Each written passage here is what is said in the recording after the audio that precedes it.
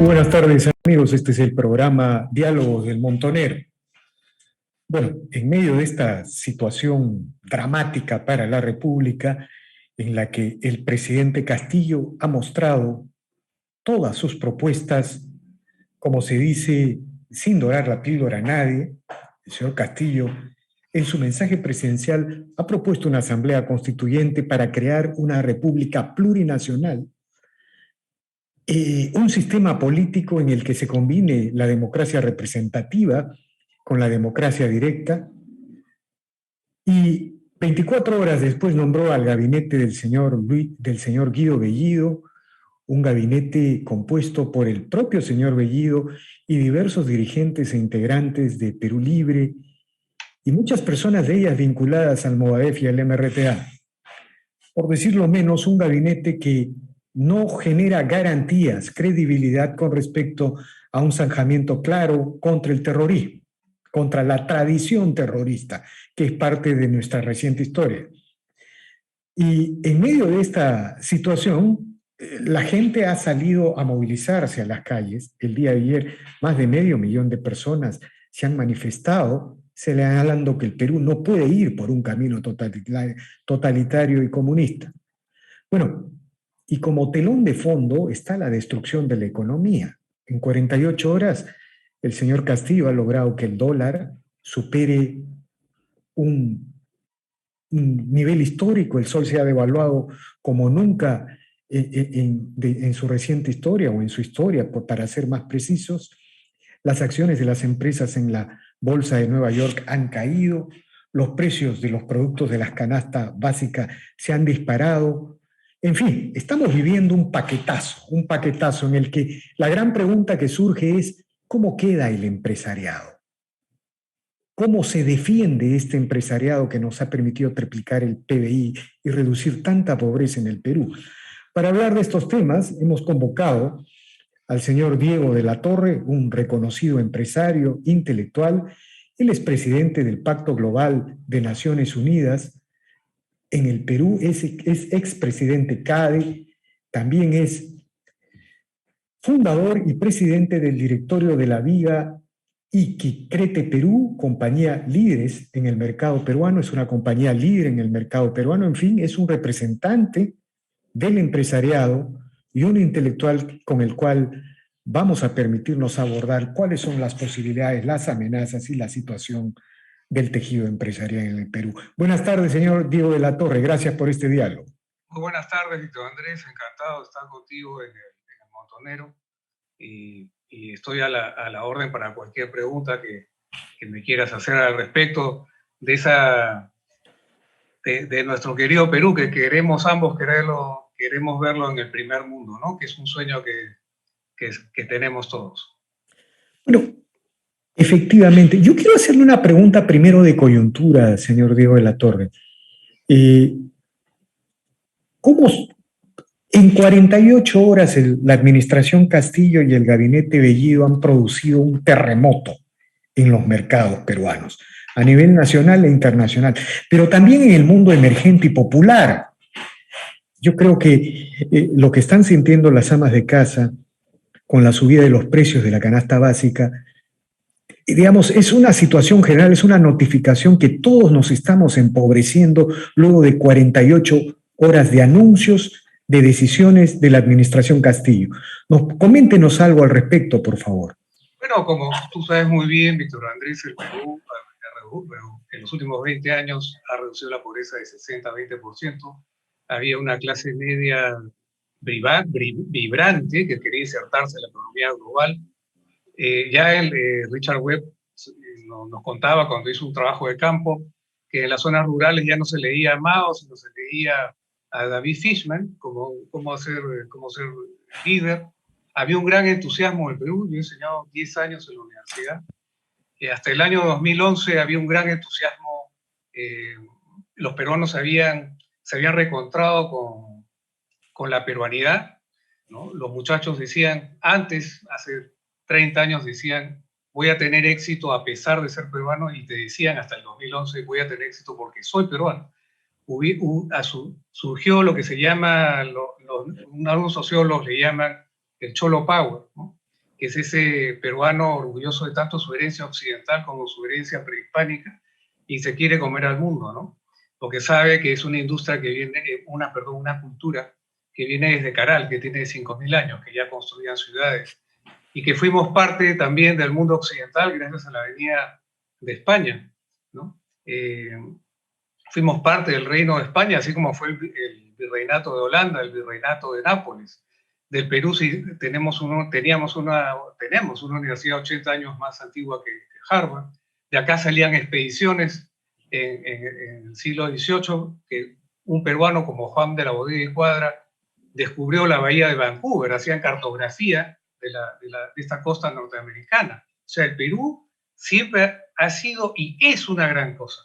Y lo que tú mencionas es muy cierto, ¿no? El mayor daño, yo te diría que más que económico, que es evidente, tú sabes que una sola persona hizo quebrar al banco Barings, ¿no? En Inglaterra por una barbaridad. O sea, no hay que subestimar el daño que una persona puede hacer. Mira lo que ha hecho Fidel Castro con Cuba, lo que ha hecho Chávez y Maduro con Venezuela. Han destruido ese país. Acá lo que hizo Velasco. Entonces, pero felizmente ahora vivimos en un mundo interconectado. Nuestra clase media ya no quiere ser pues un Che Guevara o Fidel, creo yo. Quiere ser como un Carlos Añaños, quiere ser como un Gastón Acurio. Eso todavía es válido. Lo que pasa es que mi lectura, Víctor Andrés, es que el Perú es un país de emprendedores, de empresarios pequeños. A eso le quería preguntar. Así es. O sea, digamos, viendo este discurso, usted ha mencionado, ha hecho una breve reseña de esta narrativa histórica, que lo que busca es la confrontación entre un supuesto mundo andino de pueblos originarios con la España invasora y colonizadora, entre comillas, ¿no?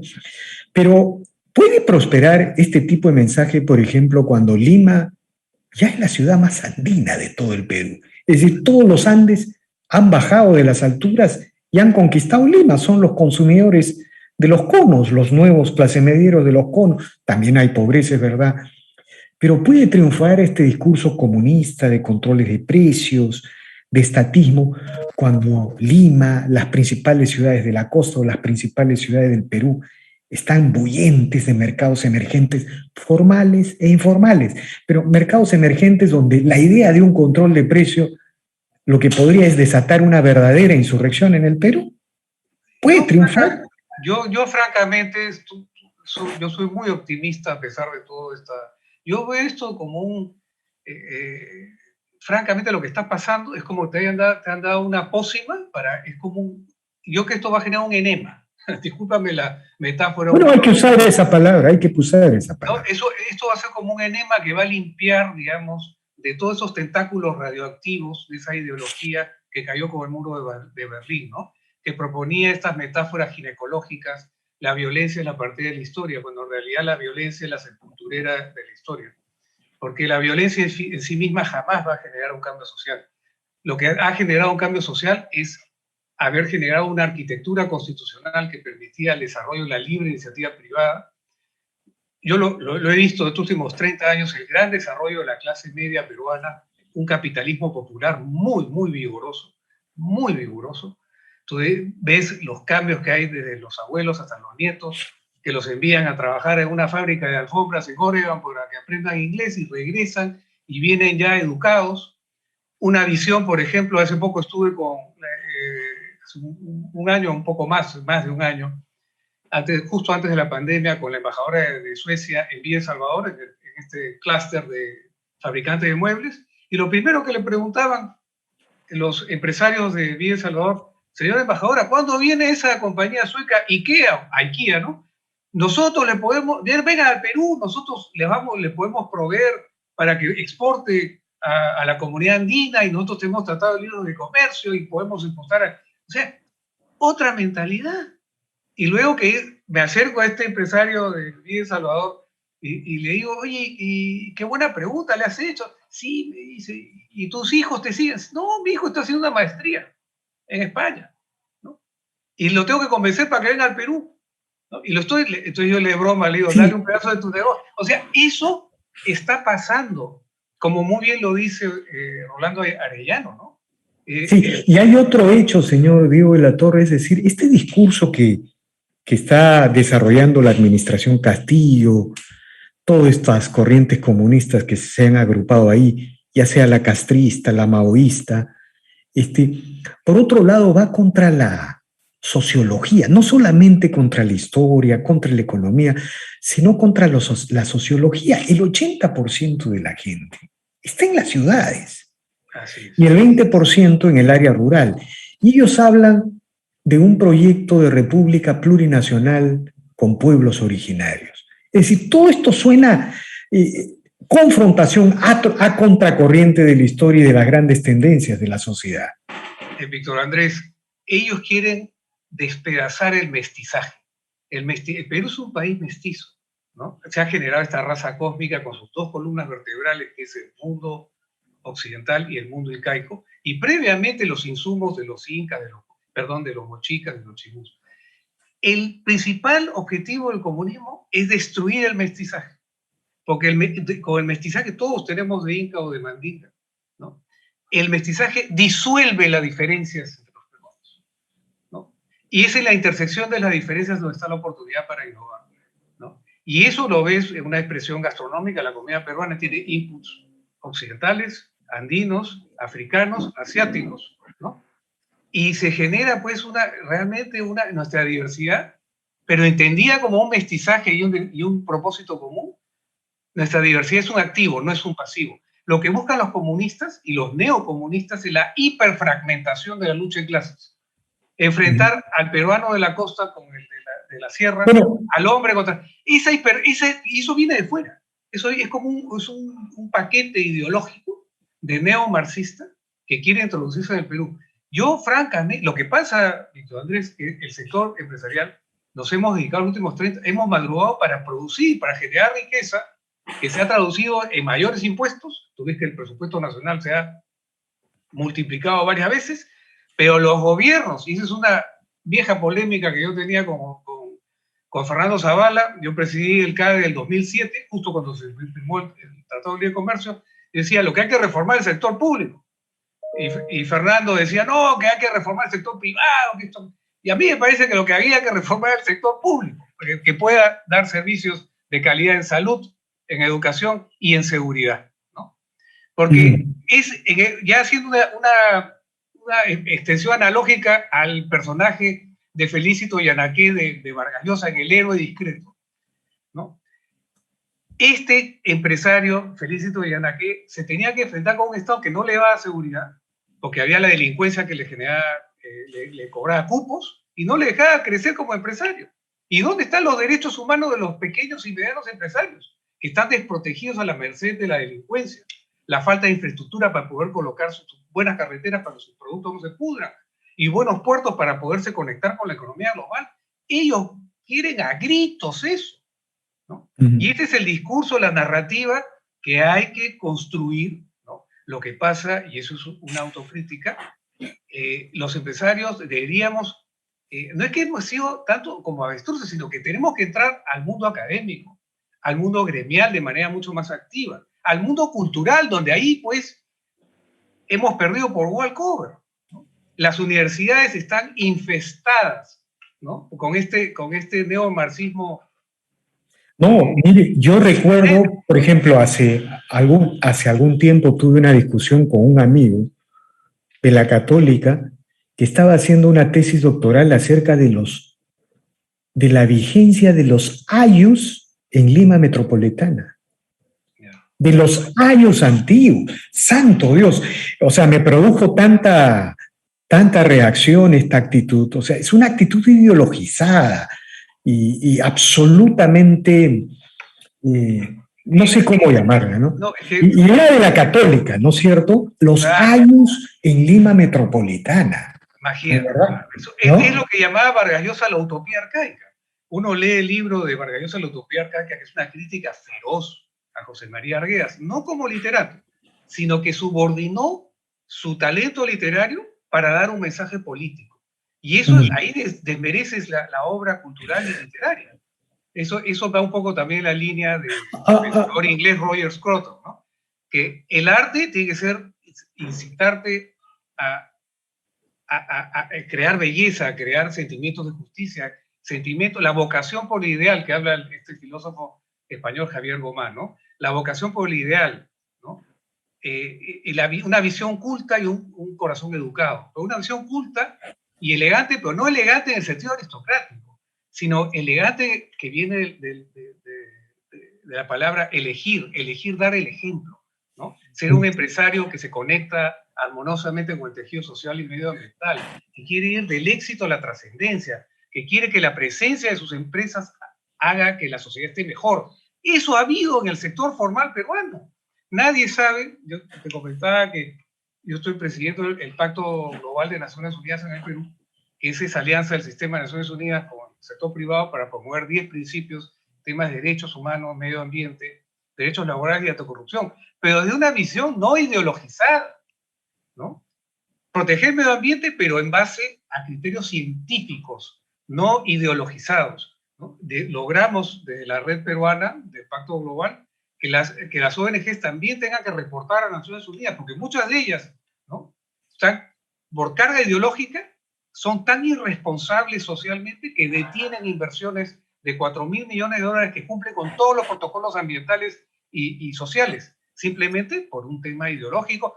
Eso es en el mejor de los casos. En otros casos es extorsión simplemente a la empresa para que los contraten después como asesores. Así. Es así de claro.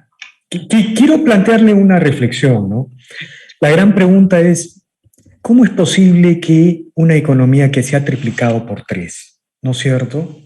Pero no solamente eso, sino yo recuerdo que en los años 80 uno preguntaba por los 20 empresarios más importantes de América Latina y no aparecía ningún peruano. El día de hoy uno pregunta por los 20 más importantes de América Latina y aparecen todavía 10 o 8 peruanos, ¿no?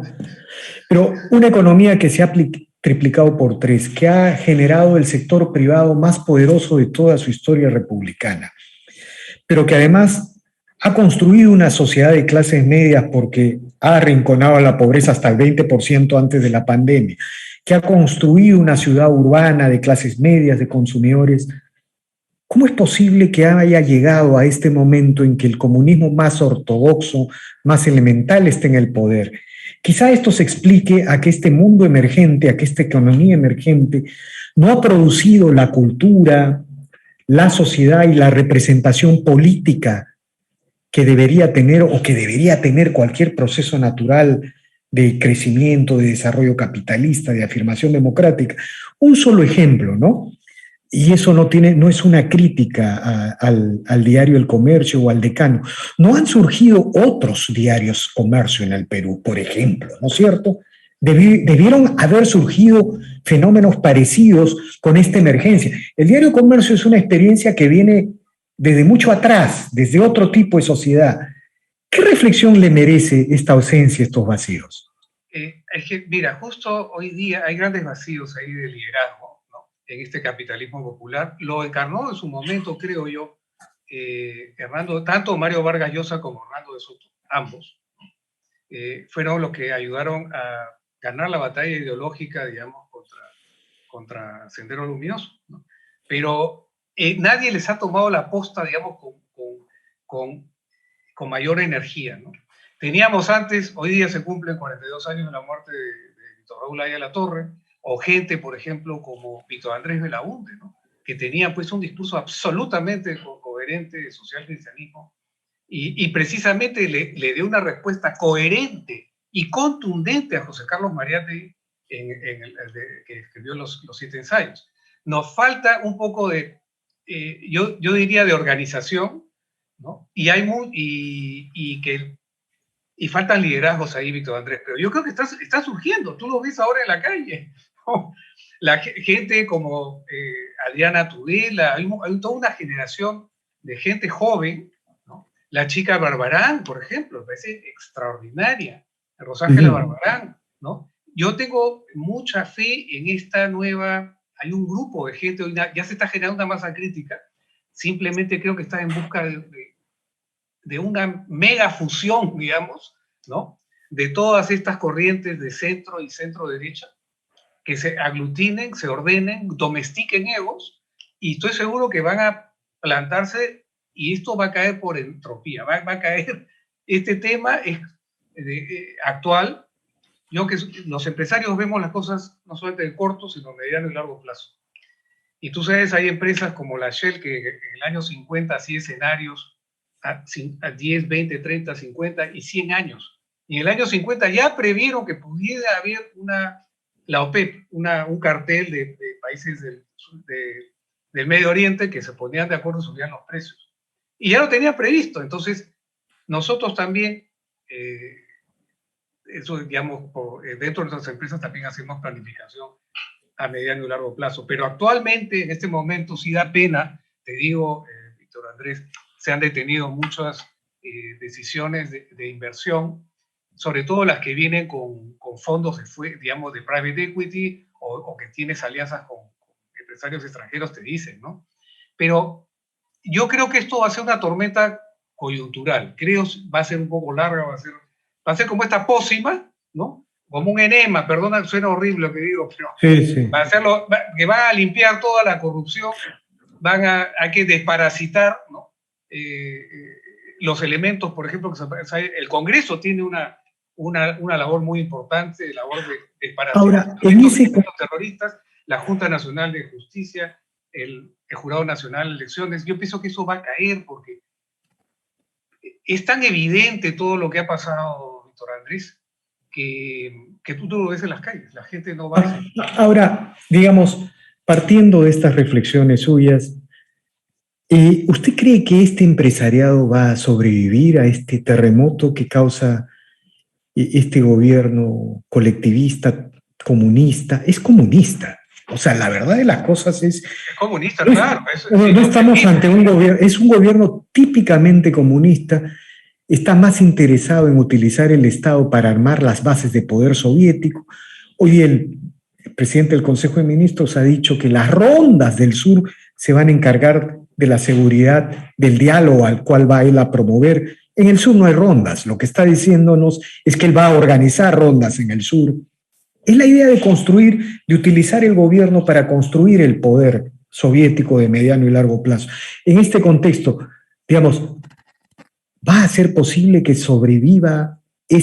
Partimos del hecho de que no van a haber nuevas inversiones, pero lo mínimo que queremos en esta tormenta, en esta terrible tormenta, es que sobrevivan los mercados y el sector privado, y también los mercados emergentes e informales. ¿Cree usted que esto va a ser posible? Yo creo que sí. Yo creo que el Perú ha enfrentado también momentos muy difíciles en los 70s, Víctor Andrés, cuando yo me acuerdo incluso personalmente, ¿no? Cuando mi padre vino, cuando expropiaron una fábrica y había entrado pues con tanques, y me dijo, bueno, ahora pues que tienes que estudiar más, va a haber que trabajar muchísimo y yo voy a luchar estuvo luchando durante años haciendo con el Poder Judicial, con las instituciones que habían en ese entonces, hasta que, bueno, se logró volver a la democracia en el año 80, ¿no? Bueno, primero el periodo de transición con el general Morales Bermúdez, que le hizo un golpe a Velasco el 29 de agosto del 75. Entonces, hemos pasado momentos así, y francamente, y también hemos sido sometidos muchos a la insanía terrorista, ¿no? Entonces, lo importante es quedarse acá, enfrentar las cosas, organizarse, pasar de ser un habitante a ser un ciudadano, ¿no? De manera mucho más activa, ¿no? Y yo pienso que sí, porque el Perú es una gran cosa, Andrés, sí, pero a veces cuando vemos... No, este país es un país bendecido, tiene... Y ahora con los precios del cobre, con todas las... Podríamos realmente... ¿Sabes qué es lo que me da pena, Víctor Andrés? Que hasta el año 2011 ya estábamos hablando cómo entrar a la OECD. Nos habían... Ya entrábamos a Europa sin necesidad de pedir visa. La embajada americana ya decía, ya estábamos en una tasa de rechazo del 12% de las visas, ¿no? Solamente 12%, y si bajábamos a 9%, ya íbamos a ser como... No íbamos a necesitar visa para entrar a Estados Unidos. O sea, el Perú ya íbamos a estar a las puertas de entrar a la OECD. Había un entusiasmo, ese subconsciente colectivo que yo te decía, ¿no? Que lo quiere matar los comunistas con ese no van a poder. De odio, de ¿no? Que eso es fatal. Yo presiento que esto va a ser muy breve, ¿no? Tengo Sí, la sí, sensación, porque estos señores se han equivocado, han confundido gobierno con poder, ¿no? Ellos no tienen el poder. El poder está en la sociedad, en el empresariado, en las instituciones que mal que bien sobreviven. Pero también es cierto que todo esto va a servir para esto que usted ha utilizado, esta figura un poco tosca, el enema del Perú, para sacarnos todas estas, miasmas. Sí, sí, sí. estas sustancias tóxicas que han envenenado nuestro sistema republicano. Por ejemplo, yo creo que se viene un debate ideológico de fondo, ¿no? De pronto el señor Castillo habla de república plurinacional con equidad de género y no cree en el género, ¿no es No, no, cierto? No cree en el género. Entonces va a ser una oportunidad de hablar con estos amigos progresistas de qué hablan cuando hablan de género, ¿no? Hasta dónde están, de qué cosas están hablando, de qué cosas se está hablando. En fin, es decir, el Perú está en un verdadero terremoto, ¿no? pero Víctor Andrés, muchos nos estamos movilizando. Lo que pasa es que muchas veces somos como la gallina muda, ¿no? Ponemos huevos y no los cacareamos. Nos estamos también, mucha gente, muchos peruanos están movilizando a nivel internacional, a nivel de las universidades de afuera, a través de los organismos que uno pertenece también, que gracias a esta globalización que ha tenido el Perú, antes pues no venían, al Perú no venía nadie, Víctor Andrés, ¿no? Se empezó pues con el TLC, con el Congreso del MIT en el Perú, con la PEC, la Alianza del Pacífico, que es el Club de Sentido Común. El Perú era realmente la vedette. Claro, definitivamente hay todavía brechas tremendas, pero básicamente el cuello de botella era un Estado ineficiente, ¿no? Y ahí es donde creo que hay que atacar, ¿no? Bueno, Yo pienso, francamente, Víctor Andrés, que vamos a salir de esto como salimos del terrorismo de los 80s, ¿no? sí, pues Salimos de la guerra con Chile, acá salieron dentro del fango de la putrefacción, sale un diamante como Grau, como Bolognesi, como Cáceres, que enfrentan estas cosas. Y uno lo está viendo en las calles. Da emoción cuando uno va a las marchas y ve a esta juventud que ha despertado. Porque otra cosa, han secuestrado intelectualmente a los jóvenes en el Perú. bueno, Pues esta es ahí la hay que dar la batalla. por eso le hablaba de la gran oportunidad de este terremoto ideológico, cultural, social que está produciendo esta ofensiva estatista, totalitaria, ¿no? Bien, señor Diego de la Torre, infinitamente agradecido por estas interesantes reflexiones y seguramente vamos a seguir conversando con profundidad, con amor, sobre el futuro de nuestra República. Así es. Y muchas gracias, Víctor Andrés. Tú eres el batallón El Montonero contra esta batalla Bueno, cultural gracias, y la estás gracias. liderando con mucha valentía. Y creo que todos los peruanos te lo agradecemos. Bueno, gracias, señor Diego de la Torre. Bien, amigos, esta ha sido una nueva edición de Diálogos del Montonero. Regresamos en la siguiente edición.